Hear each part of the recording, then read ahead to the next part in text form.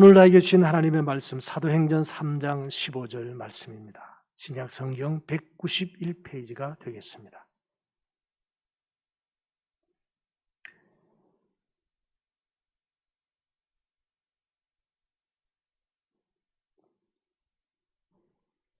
오늘의 말씀을 한 목소리로 봉독하겠습니다.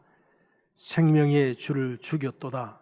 그러나 하나님이 죽은 자 가운데서 그를 살리셨으니 우리가 이 일의 증인이라. 사도행전 3장 15절 말씀. 아멘. 그래서 여러분은 생명의 근원이 되시는 주님을 죽였습니다. 그러나 하나님께서는 그를 죽은 사람들 가운데서 살리셨습니다. 우리는 이 일을 증언하는 증인입니다. 아멘. 우리가 이 일의 증인이라. 우리는 예수님을 전하는 제자입니다. 오늘 본문의 배경은 사도행전 3장 11절에서 16절까지입니다. 그게 요절이 15절이었죠. 생명의 주를 죽였도다. 그러나 하나님이 죽은 자 가운데서 그를 살리셨으니 우리가 이 일의 증인이라. 그렇게 말씀하십니다. 그런데 이 말씀을 제대로 이해하기 위해서는 앞부분에 있는 말씀을 우리가 살펴봐야 합니다. 사도행전 3장 1절에서 10절 말씀입니다. 거기에 우리가 잘 아는 베드로와 요한이 기도 시간에 성전에 올라가다가 나면서부터 걷지 못하는 사람을 만납니다. 그리고 베드로와 요한에게 구걸합니다. 구걸한다는 뜻이 뭐죠? 좀 쉽게 설명하면 내가 필요한 것을 달라고 요구하는 거예요. 저는 말씀을 준비하면서 이런 생각을 했습니다. 우리가 하나님 앞에 나와서 이 나면서부터 걷지 못한 이 사람처럼 하나님 앞에 구걸하는 인생으로 살아가고 있지 않는가? 하나님, 나에게 돈이 필요해요. 돈 주세요. 건강이 필요해요. 건강 주세요.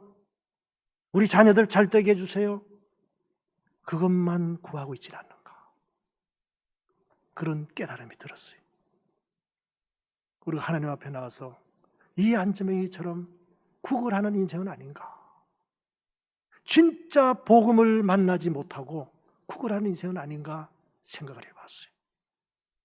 죽을 때까지, 교회 다니면서 죽을 때까지 돈이 필요해요. 건강이 필요해요. 자녀가 잘 돼야 돼요. 노후가 편안해야 돼요. 그것만 구하고 있지는 않는가? 오늘 그런 우리에게 우리 주님께서 말씀하십니다. 베드로를 통해서 말씀하시는 거예요. 은과 금은 내게 없거니와 내게 있는 이것을 내게 주노니 나사렛 예수 그리스도의 이름으로 일어나 걸어라. 이 나면서부터 걷지 못한 이 사람에게는 상상할 수 없는 복음이 선포된 것이죠. 평생 구걸하는 인생이었는데 베드로는 다른 얘기를 하는 거예요. 이게 그에게 복음이 된 것이죠. 그가 일어났습니다. 뛰어서서 걸으며 그들과 함께 성전으로 들어가면서 걷기도 하고 뛰기도 하며 하나님을 찬송하였다. 그렇게 표현합니다. 지금 이 구걸하던 사람이 일어나 뛰어서 걷는 것까지는 어떻게 보면 자연스러운 현상입니다. 그 다음에 하나님을 찬송하는 것은 그가 변화된 사람이 되었다는 것을 보여주는 것입니다. 우리는 하나님을 찬송하는 인생이 되어야 합니다. 우리 요리문답이라고 있어요. 교리문답.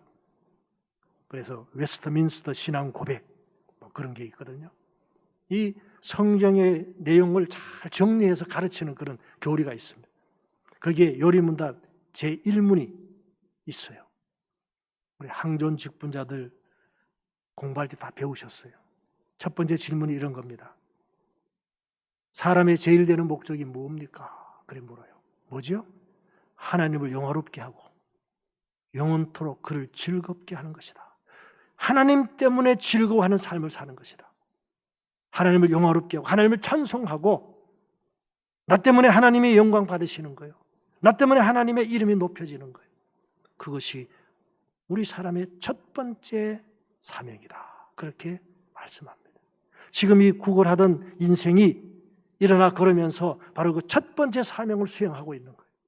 하나님을 찬송하였다 하는 겁니다. 그에게 일어난 일로 인하여 심히 놀라며 놀랍게 여기며 놀라니라. 많은 사람들이 놀랐습니다. 그런데 이런 일이 언제 일어났죠? 저는 이것이 중요한 오늘 우리에게 주신 교훈입니다. 기도 시간에 일어난 일입니다. 베드로와 요한이 기도 시간에 성전으로 올라갈 때 일어난 일입니다. 이것이 우리에게 있어야 합니다. 기도 시간에 있으십니까? 하루를 시작하면서 하나님 앞에 기도하는 시간이 있습니까? 하루에 한 번 밤 1분 이상 밤 9시에 드리는 구국의 기도 시간이 우리에게 있어야 합니다. 그래야 우리 나라가 하나님의 보호하심을 받을 수가 있어요. 기도 시간에 일어난 놀라운 기적이었습니다. 이제 나은 사람이 베드로와 요한을 붙잡았습니다. 그리고 모든 백성이 솔로몬 행각에 모였습니다. 이 일을 왜 놀랍게 여기느냐? 왜 우리를 주목하느냐? 그렇게 모인 사람들에게 질문합니다. 그러면서 이런 말씀을 하십니다. 베드로가 하는 이야기입니다. 이걸 이제 베드로의 설교라 그래요. 아브라함과 이삭과 야곱의 하나님, 곧 우리 조상의 하나님이 그의 종 예수를 영화롭게 하셨느니라. 이게 무슨 얘기예요? 지금 베드로는 설교를 하고 있는데 아브라함과 이삭과 야곱의 하나님, 곧 우리 조상의 하나님이 그의 종 예수를 영화롭게 하셨느니라. 복음을 풀어서 지금 설명하고 있는 거예요. 이게 무슨 뜻이냐면 이런 뜻입니다. 아브라함, 이삭, 야곱, 요셉에 이르기까지 신앙의 전승이 잘 성공했다. 복음 4세대가 완성이 되었다. 그랬더니 요셉과 같은 생명의 부양자가 나타나서 애굽을 살릴 뿐만 아니라 자기 할아버지와 자기 친족들을 살리고 이웃을 살리고 그 애굽 주변의 나라를 살리는 위대한 인물이 되었다. 그 얘기를 하는 거예요. 아브라함, 이삭, 야곱, 요셉 이것을 신앙 전승이라고 표현하고요. 수직 4세대 복음이라고 얘기합니다. 수평 4세대가 또 있어야 합니다. 수평 4세대는 뭐냐? 바울이 디모데에게 이렇게 말씀합니다. 너는 충성된 사람들에게 가르치라. 그러면 또 다른 사람을 가르칠 수 있으리라. 그래서 바울, 디모데, 충성된 사람, 또 다른 사람, 수평으로 4세대가 가야 된다는 거예요. 수직으로 4세대가 가고 수평으로 4세대가 가면 복음 4세대가 완성되어지는 거예요. 이것을 우리는 십자가 복음 그렇게 부릅니다. 십자가를 목걸이에 달고 십자가를 들고 십자가를 다는 것이 중요한 것이 아니라 복음 4세대, 수직 4세대, 수평 4세대를 성공시킬 때 그것이 십자가 복음이 되는 거예요. 그런데 우리는 지금 이것을 놓치고 있는 거예요. 이건 놓치면서 아무리 십자가 들어봐야 그거는 나무에 불과해요. 나무에. 껍데기에 불과해요. 아무리 십자가 목걸이 달고 있어도 수직 4세대 신앙전승, 수평 4세대 신앙전승 실패해버리면 실패하는 거예요. 우리는 오늘 이것을 분명히 기억해야 합니다. 우리 주님께서 베드로를 통해서 복음을 선포하시는 거예요. 복음이신 예수 그리스도를 통하여 복음 4세대를 성공시켜야 한다. 그런 메시지입니다.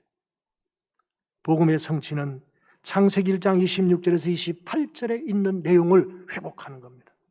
우리가 타락함으로 상실했던 그 생명권과 통치권을 회복하는 거예요.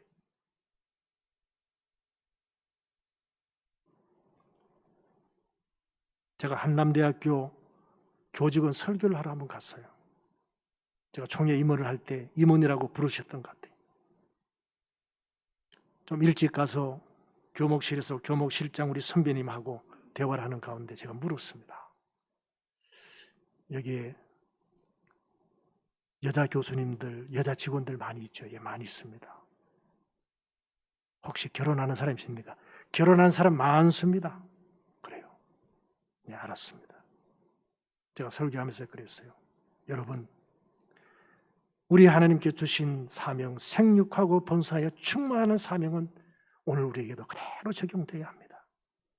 여기에 계신 우리 교수님들 얼마나 공부 많이 하시고 똑똑하십니까? 여러분들이 결혼해서 자녀를 낳아야 똑똑한 아이들이 나오지. 여러분, 사명감 가지고 결혼하십시오. 자녀 3명 이상 낳으십시오. 아직 50이 안 되신 분들은 기도하고 응답 받으십시오. 제가 그렇게 설교했어요. 자녀 낳는 것이 고생이라고 생각하고 부담이라고 생각하는 것, 이것은 반성경적인 사고방식이에요. 성경 그렇게 얘기하지 않습니다. 그것이 복이라고 얘기해요. 복이라고.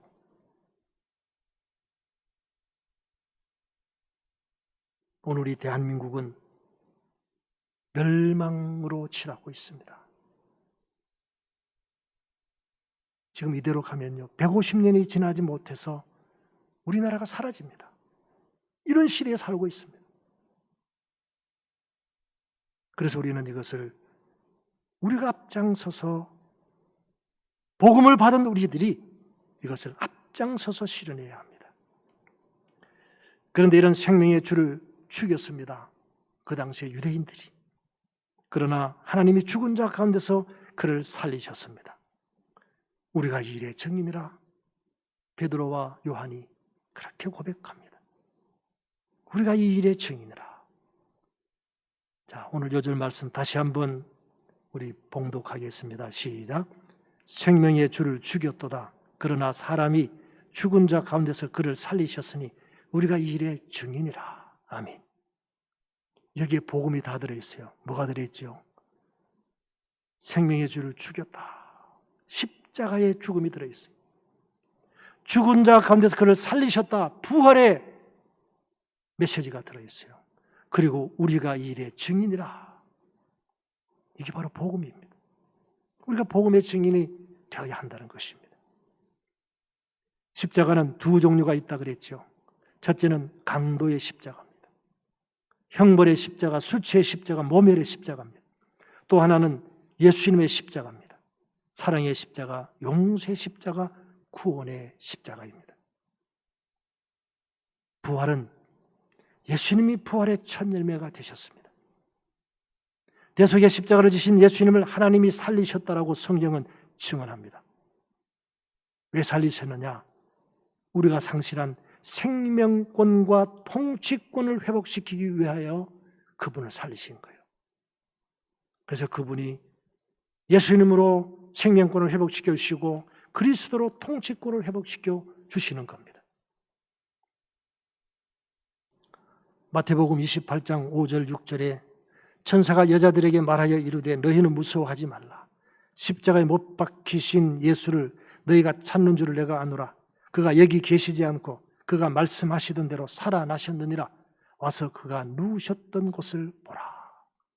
우리 주님은 부활의 첫 열매가 되셨습니다.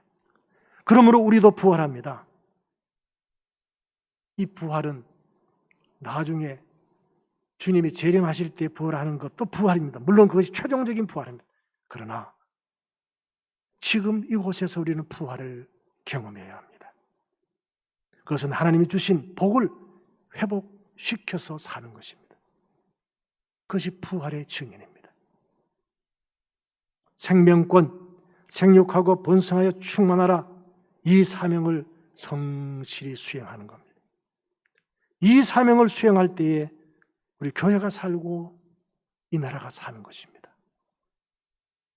자녀 출산, 복음 전도 우리는 힘써야 합니다. 통치권을 회복하는 것입니다. 정복하고 다스리는 일에 헌신하는 겁니다.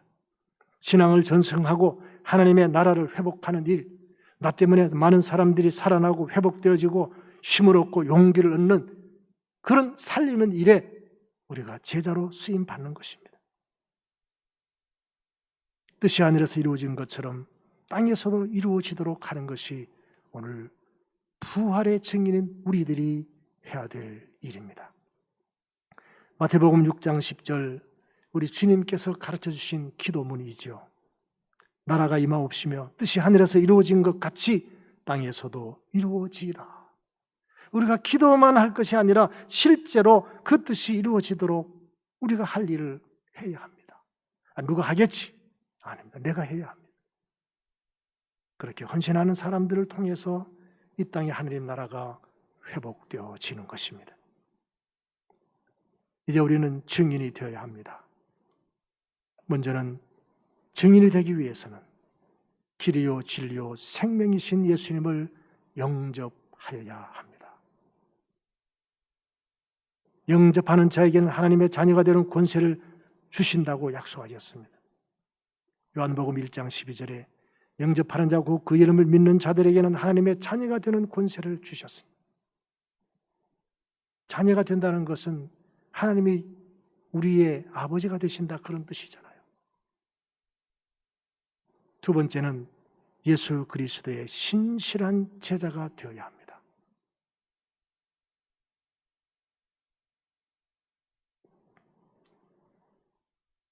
제자도라는 얘기를 제가 2주간에 걸쳐서 말씀을 드렸습니다.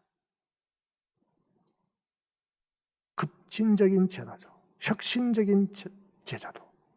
원래 책의 제목이 그렇습니다. 정말 이 세상을 변화시키고 혁신시키는 제자는 어떤 사람이어야 되는가? 그런 내용이었죠. 그 내용을 정리하면 다음과 같습니다. 성경적인 가치관과 주님을 닮아가는 삶으로 성숙되어서 하나님의 창조 세계를 돌보는 사람, 이게 제자입니다. 하나님의 청지기로 단순한 삶을 살며, 청지기는 주인이 시키는 대로 하면 돼요. 주님이 말씀하시면 예 알겠습니다 하고 따라가면 돼요. 그리고 균형을 이루는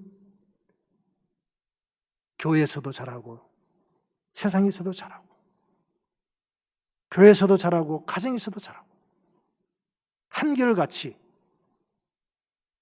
그런 제자가 되어야 합니다. 하나님의 약속을 신뢰하며 십자가를 통한 부활의 능력을 증거하고 전하는, 그것을 체험하고 증거하는 제자가 되는 것입니다. 이럴 때 우리는 증인의 삶을 살아갈 수가 있습니다. 살리는 일에 증인이 되어야 합니다. 화평케 하는데 증인이 되어야 합니다.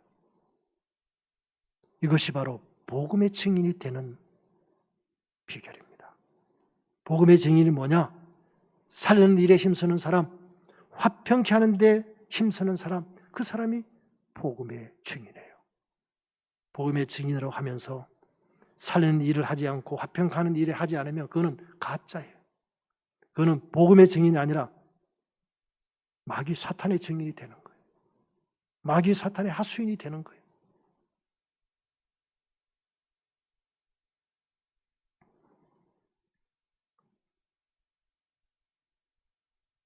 최근에 한 선교단체를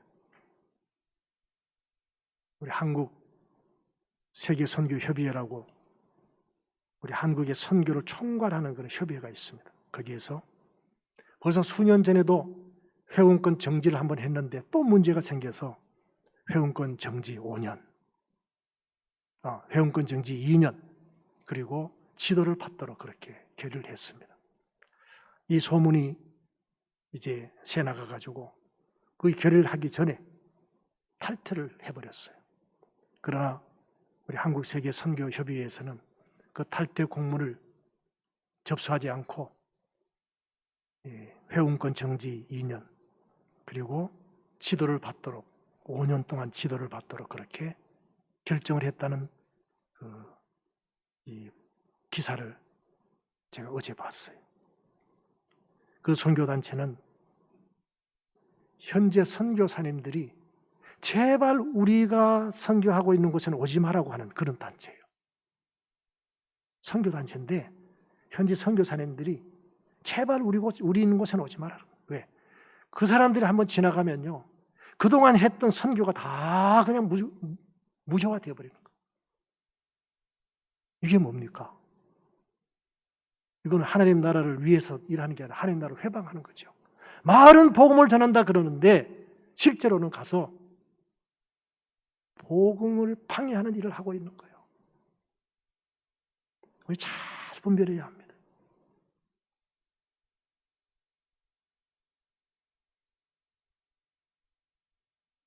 진짜 복음의 증인이 뭐냐? 살리는 일, 화평케 하는 일에 힘쓰는 사람. 그것이 복음의 증인의 모습입니다. 좀 구체적인 얘기를 하려고 합니다. 어떻게 복음을 전해야 될까? 우리가 전도해야 된다. 전도에 대한 사명감도 있고 부담감도 있는 것이 사실입니다. 성경적인 전도의 원리를 소개하겠습니다. 먼저는 가까운 사람에게 복음을 전해야 합니다. 그가 먼저 자기의 형제 시몬을 찾아 말하되 우리가 메시아를 만났다 하고 데리고 예수께로 오니 예수께서 보시고 이르시되 내가 요한의 아들 시몬이니 장차 개발하리라 하시니라. 이게 뭐죠?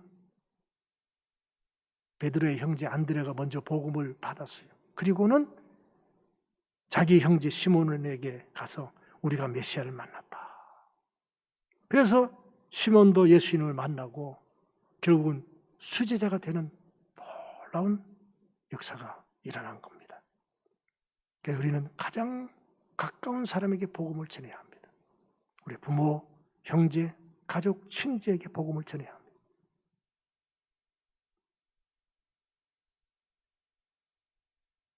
두 번째는 빌립이 나다나엘을 찾아 이르되 모세가 율법에 기록하였고 여러 선지자가 기록한 그 일을 우리가 만났으니 요셉의 아들 나사렛 예수니라.